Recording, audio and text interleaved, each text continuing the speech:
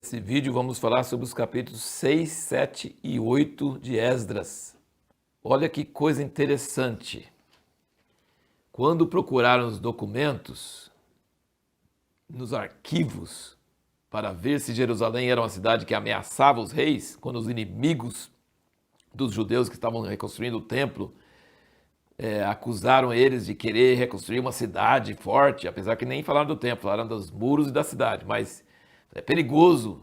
Os inimigos de Israel não gostam que Israel prospere, não gostam que alguém volte e procure o bem deles. Fala no capítulo 4, versículo 1, que eles queriam ajudar e depois fala que eles ficaram com raiva. Então, aí foram procurar nos arquivos, você vai achar o que você quiser nos arquivos, né? Então eles foram procurar acusação, procurar provas de que Jerusalém tinha sido uma cidade perigosa, forte e que era uma ameaça ao governo. E acharam, e mandaram parar a obra. Aí vieram os profetas e mandaram eles recomeçar sem autorização do governo. E lembra que não tinha internet, não tinha correio, tinha só meses de ir a cavalo de um lugar para o outro, era muito longe. Gastava meses para mandar o recado e depois receber a resposta. E aqui eles foram lá e perguntaram, queriam pegar os nomes de quem estava fazendo, e eles falaram com eles, olha, nós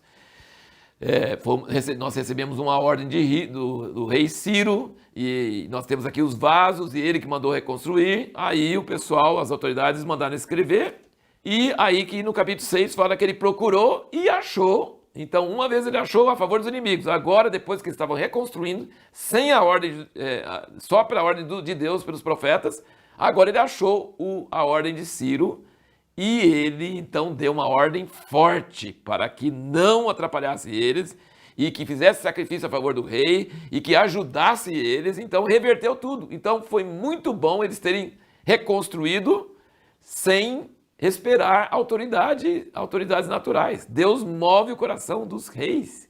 Deus faz achar documento que não tinha sido achado antes. Deus faz coisas maravilhosas. E ele então deu uma ordem que realmente foi muito forte para ajudar eles. E aí no capítulo 6, versículo 14 diz: assim os anciãos dos judeus iam edificando e prosperando pela profecia de Ageu profeta e Zacarias filho de Ido. Edificar e acabar a casa de acordo com o mandato do Deus de Israel, de acordo com o decreto de Ciro. E assim por diante. Acabaram a casa, inauguraram a casa com os sacrifícios de Moisés e com alegria na Páscoa. Interessante, eles fizeram o altar na época da festa de tabernáculos e celebraram a Páscoa na inauguração do templo. E conseguiram então celebrar essa festa da Páscoa com alegria, porque Deus tinha dado sucesso para eles e tudo deu certo. Agora, nós vemos aqui várias frases interessantes, muitas frases importantes aqui. Ele fala várias vezes que Deus mora em Jerusalém. Jerusalém é um lugar que Deus escolheu. Ele tinha falado em Deuteronômio 12 que iria escolher um lugar. E com Davi ele escolheu esse lugar. E Deus, quando ele escolhe, ele nunca esquece. Até hoje, Jerusalém é importante para Deus. Deus escolheu, ele é o Deus que mora em Jerusalém. Outra frase repetida nesses capítulos é: a mão do Senhor estava sobre mim. Aqui Esdras está falando que agora Esdras vai sair de Babilônia para Israel, e ele era um escriba muito ligado com a palavra. Você não pode separar Esdras da palavra. Ele é um sacerdote, mas ele é uma pessoa ligadíssima com a palavra de Deus. E ele então voltou. Esse é um segundo retorno depois de Zorobabel e depois de Jesuá. Quando eles voltaram, eles subiram com alguns dos filhos de Israel e tal. E ele recebeu a ordem do rei e ele ficou muito alegre, porque Deus colocou no coração do rei construir a casa e animar a casa, alegrar essa casa. Fala no capítulo 7, versículo 27, bendito seja o Senhor Deus de nossos pais, que pôs no coração do rei esse desejo de ornar a casa do Senhor que está em Jerusalém, e que estendeu sobre mim a sua benevolência, ou recede, perante o rei e seus conselheiros, perante todos os príncipes poderosos do rei. Assim, encorajado pela mão do Senhor meu Deus, que estava sobre mim, ajuntei dentre Israel alguns dos homens principais. Ele fala várias vezes, a mão do Senhor sobre mim e os olhos do Senhor sobre mim, como isso era a chave do sucesso. E aí ele tinha falado que Deus protegia os servos dele. E aí ele voltou com muito mais vasos de ouro e prata do que tinham voltado da outra vez. Ele voltou com muito mais vasos de ouro e de prata. E aí o que aconteceu? Ele proclamou um jejum, porque iria passar 4 meses de viagem com aquele povo, com um monte de ouro e prata. E tinha muitos piratas e ladrões.